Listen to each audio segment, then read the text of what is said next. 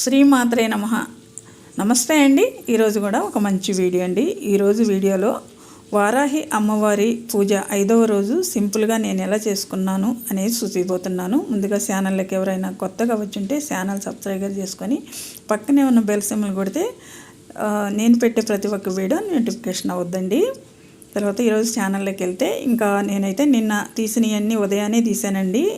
తీసి ఉదయాన్నే దీపారాధన చేసుకునేటప్పుడే అన్నీ తీసి పూలు పెట్టుకొని దీపారాధన చేసుకున్నాను. తర్వాత గాజుల మాల ఒక్కటే ఉండిచ్చాను, అది కూడా ఇప్పుడు తీసి పసుపు కొమ్ములతో మాల కట్టాను.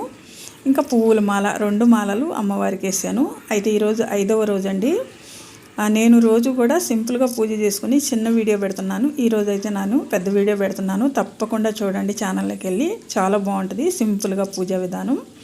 ఇక్కడ నేను పెద్ద దీపపు కుందులు పెట్టుకున్నాను ఈరోజు.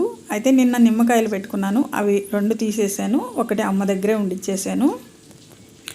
ఇంకా దీపారాధన వెలిగించుకున్న తర్వాత దీపాలకు కూడా కుంకుమ, గంధము, అక్షంతలు, పూలు సమర్పించుకున్నాను. ఈరోజు 3 దీపాలు పెట్టుకున్నాను. ఇంకా ఇప్పుడైతే మనం ఏ పూజ చేసినా ముందు పూజించేది వినాయకుడికి. ఆ వినాయకుడికి పూజ చేసి ఏ పూజలో ఎలాంటి ఆటంకాలు రాకుండా చూడు తండ్రి అని ఆ స్వామివారిని నమస్కరించుకోవాలి. కాబట్టి నేను స్వామివారికి అక్షంతలు, కుంకుమ, గంధము, ఇంకా వస్త్రము, పువ్వులు, పుష్పము అన్నీ సమర్పించి ధూపం వేసుకున్నాను. ఇంకా ఆయనకి బెల్లం ప్రసాదంగా నివేదన చేసి ఇంకా దీపారాజన హారతి కూడా ఇచ్చుకుంటున్నానండి. హారతి ఇచ్చినాక అక్షంతలు స్వామివారి పాదాల ముందేసి నమస్కారం చేసుకోవాలి. వినాయకుడిని జరిపి పెట్టుకుంటే మళ్ళీ ఎప్పుడైనా తీసుకోవడానికి అవకాశం ఉంటుంది. అందుకే నేను ఎప్పుడు వినాయకుడిని జరిపి పెడతాను. ఇంక ఇక్కడైతే మనం పసుపు అమ్మవారిని చేసుకున్నాం కదా, అక్కడ అమ్మవారి ఫోటోకి చక్కగా పూజ చేసుకోవాలి. అమ్మవారికి కూడా ధూపం వేసుకున్న తర్వాత అక్షంతలు, కుంకుమ, గంధము, అక్షంతలు సమర్పయామి, గంధం సమర్పయామి, కుంకుమ సమర్పయామి, పుష్పం సమర్పయామి అనుకుంటూ అన్నీ అమ్మవారికి సమర్పించుకోవాలి. మనసులో అనుకుంటూ సమర్పించుకోవచ్చు, లేదు మనం పైకి అంటా కూడా సమర్పించుకోవచ్చు.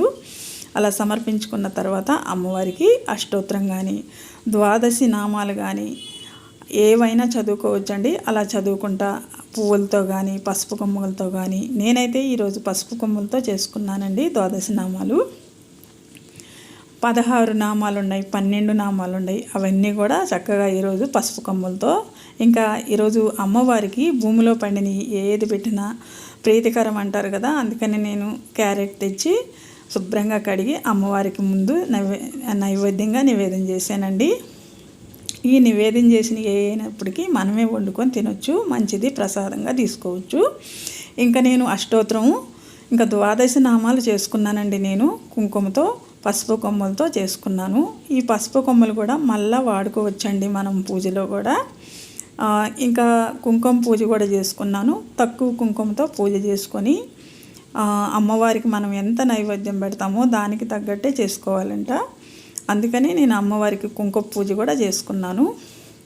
కొంచెం 3 వేలతో కుంకుమ తీసుకొని 12 నామాలు చదువుకుంటూ, లేదా అమ్మవారి నామమే ఓం వారాహి దేవియే నమః అనుకుంటూ చక్కగా కుంకుమతో కూడా పూజ చేసుకొని అప్పుడు అమ్మవారికి ఇంకా ప్రసాదము, ధూపము, అమ్మవారికి ఎక్కువ ధూపం వేసుకుంటే చాలా మంచిదండి. నేను ఇక్కడైతే పూజ అంతా అయినాక ముందే వేయాల్సింది జవ్వాది పొగట వేసుకుంటున్నాను, మంచి స్మెల్ వచ్చేదానికి. తర్వాత అమ్మవారికి నేను తాంబూలం పెట్టుకున్నాను. పళ్ళు లేవు నాకు ఈరోజు, ఖర్జూరం, ఒక్క పువ్వులు, ఆ చిల్లరకాయను పెట్టి పెట్టాను. ఇంకా అమ్మవారికి అయితే ముఖ్యమైనది పానకము. తర్వాత నేను పాయసం కూడా చేసి పెట్టాను ఈరోజు. ఇంకా ధూపం కూడా వేసుకొని అమ్మవారికి హర్పూర హారతి ఇచ్చుకుంటున్నాను. హారతి ఇచ్చేటప్పుడు మీకు హారతి పాట వస్తే పాడుకోండి, లేదని ఫోన్లో కానీ టీవీలో కానీ పెట్టుకొని చక్కగా హారతి ఇవ్వండి అమ్మవారికి. హారతి ఇచ్చిన తర్వాత అమ్మవారికి హారతి చూపించి మనం కూడా తీసుకోవాలి.